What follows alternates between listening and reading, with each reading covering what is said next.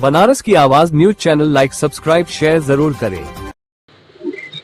अस्सलाम वालेकुम, मेरा नाम है मकबूल अहमद और आप देख रहे हैं बनारस की आवाज न्यूज चैनल।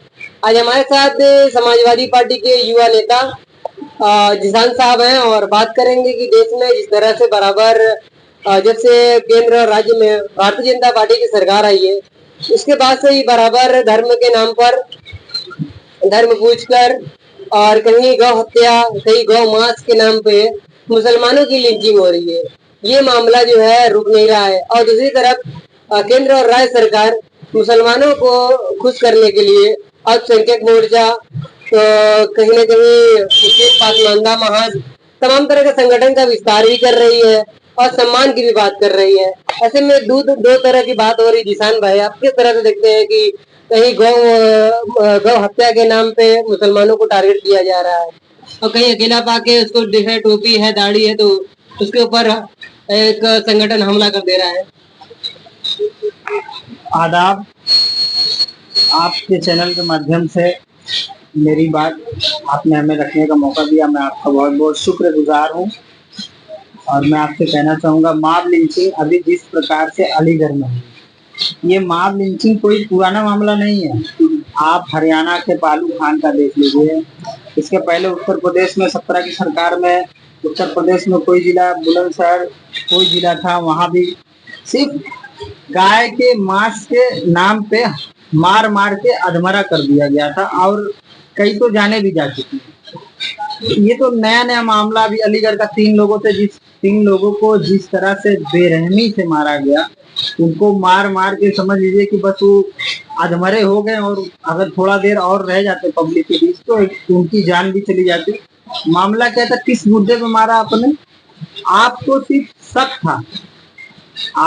शक था, बाकी प्रशासन भी अलीगढ़ का आके मूक दर्शक बन के खड़ा रहा और फिर तमाशा को देखता रहा। प्रशासन का क्या काम होता है भाई? प्रशासन आए, अगर उनको शक है तो उस आशंका पर उनकी गिरफ्तारी होगी, फिर वो मांस का टुकड़ा जाएगा लैब में, फिर वहां से सिद्ध होगा, रिपोर्ट आएगी उनके खिलाफ। अगर गो मांस है तो उनके खिलाफ कठोर से कठोर कार्रवाई होगी। ये हक किसका है? ये अधिकार किसका है? आपको किसने दे दिया अधिकार? अच्छा, ये तो अभी 2-4 दिन, 1 हफ्ते का पहले का मामला है पालू खान लिंचिंग में। मैं पूछना चाहता हूँ आपके चैनल के माध्यम से, पालू खान की जो लिंचिंग हुई थी, उनके कितने हत्यारों को क्या हुआ, क्या क्या सजा मिली, क्या की वहाँ की गवर्नमेंट, हरियाणा का प्रशासन? तो ये कहीं ना कहीं बहुत सोचने का विषय है और बहुत ही घातक विषय है। किसी विशेष वर्ग को टारगेट करके, इसको टारगेट किलिंग बोलेंगे, इसको हम टारगेट किलिंग की निगाह से देखते हैं, क्योंकि जो भी लोग इसमें इन्वॉल्व होते हैं मारपीट में करने वाले, वो कोई ना कोई दल के ही लोग होते हैं। कोई बजरंग दल का होता है, कोई विश्व हिंदू परिषद दल का होता है। तो कहीं ना कहीं इसके पीछे की जो मंशा है समझ में आती है सरकार की और मिली जुली पाई।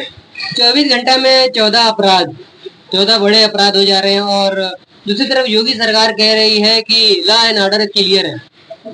लॉ एंड ऑर्डर, सबसे पहले तो मैं आपके चैनल के माध्यम से कहूँगा, उत्तर प्रदेश का नाम बदल करके सरकार को हत्या प्रदेश कर देना।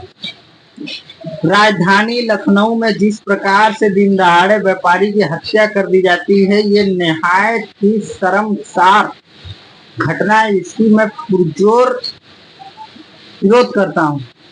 सोचने वाली बात है कि राजधानी जैसे शहर में, लखनऊ के अंदर दिन दहाड़े कुछ बदमाश आते हैं, एक व्यापारी की दिन के उजाले में चौराहे पे 4 आदमी के सामने हत्या करके चले जाते हैं। तो ये कहीं ना कहीं सरकार की नाकामी और विफल, और लॉ एंड ऑर्डर तो हमको लगता है दम तोड़ चुका। उत्तर प्रदेश में जो लॉ एंड ऑर्डर की बात होती है, तो हमको लगता है कि लॉ एंड ऑर्डर एकदम दम तोड़ चुका है। कोई दम इनके लॉ एंड ऑर्डर में या इनकी गवर्नमेंट में बचा नहीं है। बस ये अपना लिपा पोती मुंह छुपाने के लिए, सरकार बचाने के लिए करते रहते हैं। लेकिन योगी सरकार कह रही है कि 8 साल बेमिसाल बाकमाल। तो भाई बेमिसाल देख ही सकते हैं, 8 सालों के अंदर जितना दलितों के ऊपर अत्याचार हुआ है, जितना अल्पसंख्यकों को टारगेट किया गया, तो कहीं ना कहीं ये उनके लिए बेमिसाल की बात है। क्योंकि अब तक के आजाद हिंदुस्तान के इतिहास में इतना जो है दलितों को घोड़ी पे चढ़ना, उनके एरिया से बारात लेके जाना, उनको जूता से मारना, उनको घोड़ी पे से खींच लेना, उनके बहन बेटियों के साथ अभद्रता करना, तो कहीं ना कहीं ये अपने हिसाब से, उनके हिसाब से ये उनके लिए नारा फिट बैठता है, उनके लिए 8 साल, उनके लिए बेमिसाल। तो ऐसे में जो बराबर इन तमाम मुद्दों पर सक्रिय भूमिका बराबर निभाते रहे आज, तो मुझे लगता है कि लोकतांत्रिक हत्या मतलब समझ लीजिए कि हो ही चुकी है लगभग। कोई भी सरकार के खिलाफ जाता है या सरकार का विरोध करता है, तो उसको दबाने की, कुचलने की, किसी ना किसी झूठे मुकदमे में फंसाने की पुरजोर कोशिश होती रहती है, जो कि निंदनीय है। ऐसे में एक तरफ योगी सरकार कह रही है कि अपराधी हमारे यहाँ थर थर कांपते हैं और रेप बलात्कार जैसे आप मामले देख ही रहे हैं। ओवर ब्रिज पे जो धाकड़ का जो मामला दिखाया आपने, बलात्कार का मामला तो आपने बहुत अच्छी बात कही, बलात्कारी थर थर कांपते हैं। मैं पूछना चाहता हूँ, कठुआ का बलात्कारी कितना थर थर कांपा होगा, आपने भी देखा होगा। बिल्किस जहाँ गुजरात 2002 का दंगा, उनका अपराधी कितना थर थर कांपा, ये किसी से छुपा नहीं है, आपसे या मैं से, हमसे किसी से कोई कुछ छुपा नहीं है। 20 साल हो गया, उस गर्भवती महिला के साथ बलात्कार किया गया, क्या क्या नहीं किया गया।